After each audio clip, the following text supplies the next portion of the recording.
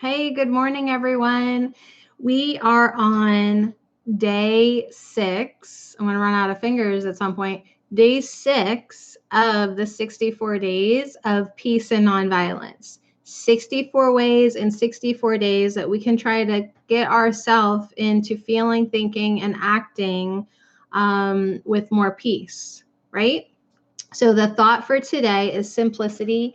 You can join me on allnaturalme.com, of course. I have the posts scheduled to be posted at 8 a.m. So if you're a creature of scheduled habit and you want to know the thought for today, you don't have to wait for me. Hi, hello, much love. You don't have to wait for me to broadcast. You can go to allnaturalme.com and I have them scheduled to be posted at 8 o'clock. And then you would already know that the thought for today is simplicity. So welcome, everyone. It's so good to see you. Happy Sunday. Thank you. And yeah, I love that everybody's up and here. Great. So to simplify is to invite peacefulness into our life. So we got to invite it, right? If we want a less complicated life, hi, Angela. If we want a less complicated life, we need to invite peacefulness. Okay. Yeah, I am so simplified, Wyatt. Me too. I am definitely simplified. But when we have lots of stuff in our lives, it is hard to be peaceful. So today I invite you, as long as you're not driving, to close your eyes and ask yourself, how can I simplify my life and what can I let go of? There's always, look at me, I'm looking around. There's always something that we can let go of outside of us and within us.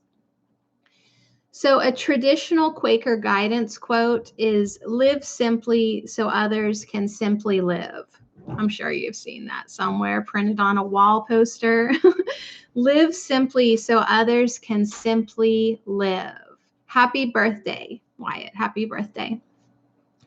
So if we dare let go of our possessions and also the will to control and dominate, if we let go of that, we will cultivate a deeper sense of peace within us because we can accept the present moment as a gift. Okay, when we let go of trying to control everything and everyone and trying to dominate, then we can just stop and simplify and go within and feel the peace and accept this moment as a gift. By simplifying our lives, by dropping the less important activities and things, we allow more time for what matters most. So it's all about your priorities today. What do you want in your life? What matters the most to you? So the practice that you're invited to participate in today is, today I will write down 3 ways I can simplify my life and put at least one of them into practice. So you can think of 3 ways to simplify your life, but just start with one. Just start with one thing that you can do. And I will give away something I have not used in the past year. There's this stuff you're holding on to, and you don't realize that when you got all this stuff around you, it clutters your energy field. So today I'm going to give away something I have not used in the past year, and I'm not really attached to it anymore. So I'm just going to release it in the name of simplicity.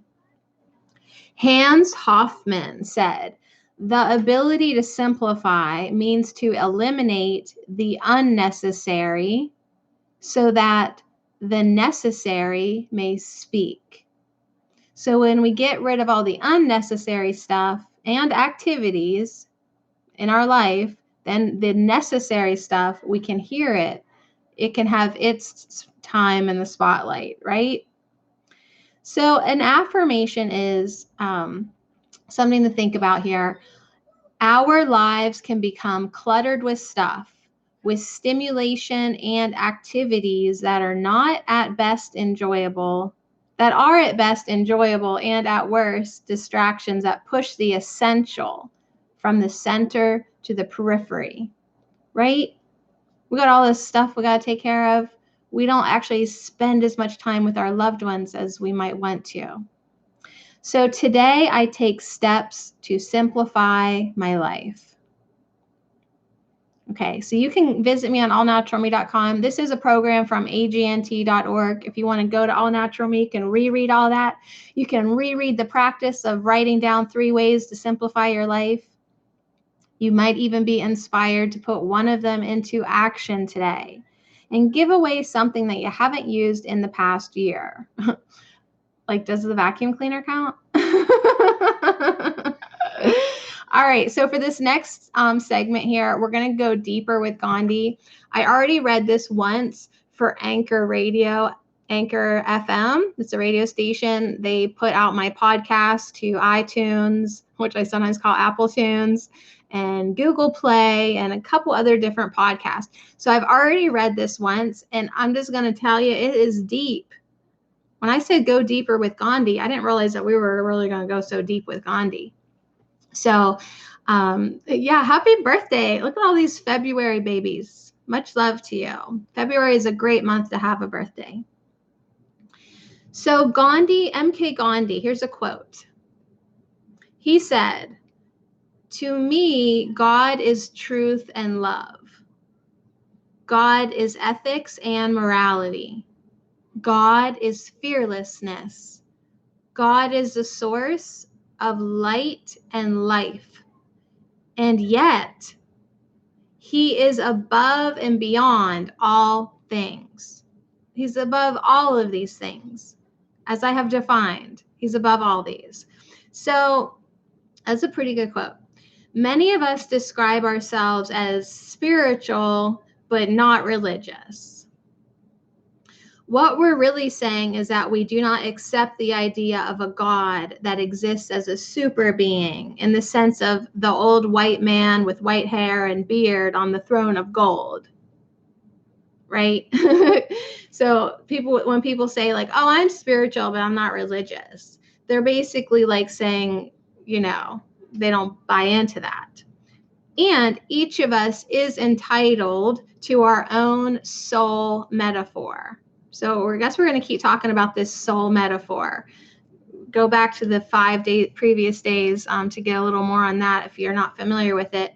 But that's our own perception of everything. We each have our own soul metaphor. So we're entitled to that, and even the metaphor of not God, because none of us can ever know God except through ourselves. So Gandhi is stating the truth of the divine, whatever soul metaphor you may apply to it. So those of us who reject the idea of God, but honor, respect, and practice the highest ethical and moral qualities are worshiping the divine in our own way. I know this is a lot. All of the qualities, the highest qualities, the soul qualities that we possess are the divine. And yet, even within us, God is above and beyond all those soul qualities. I told you, he's deep. Our very life essence is spirit expressing itself in a unique way through each of us.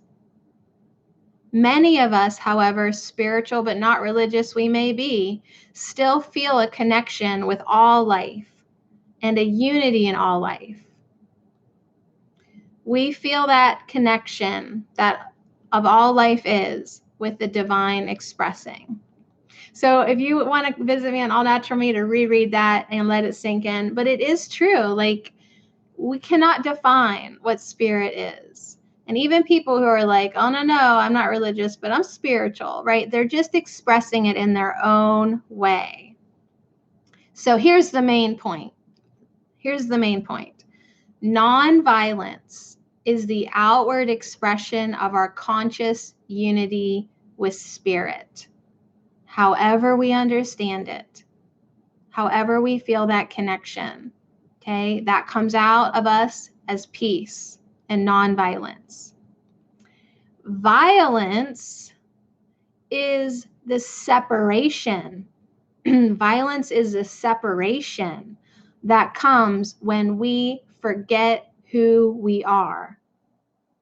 So violence is people forgetting who they are, forgetting that they're connected to spirit, forgetting that there is a unity within all of life. That is when people act violent.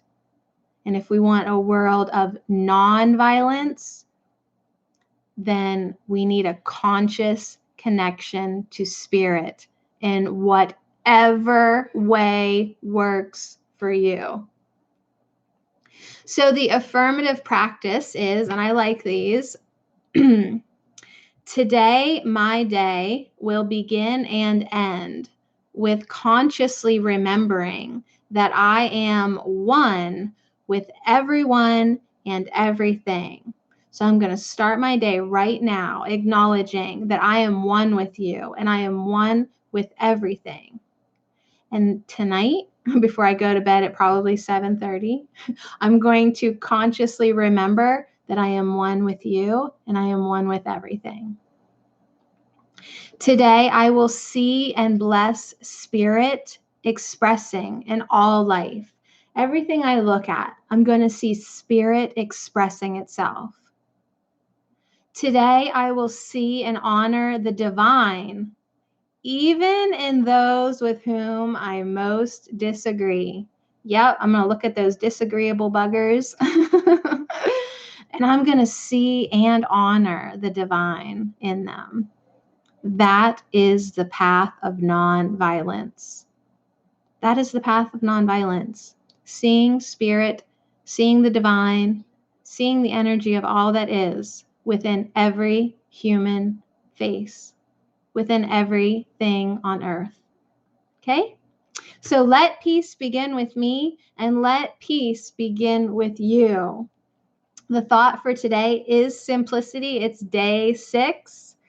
Another one more thing to add on that I like, that I picked this up somewhere, another affirmation, and this would be beautiful for us to put intentions into the world.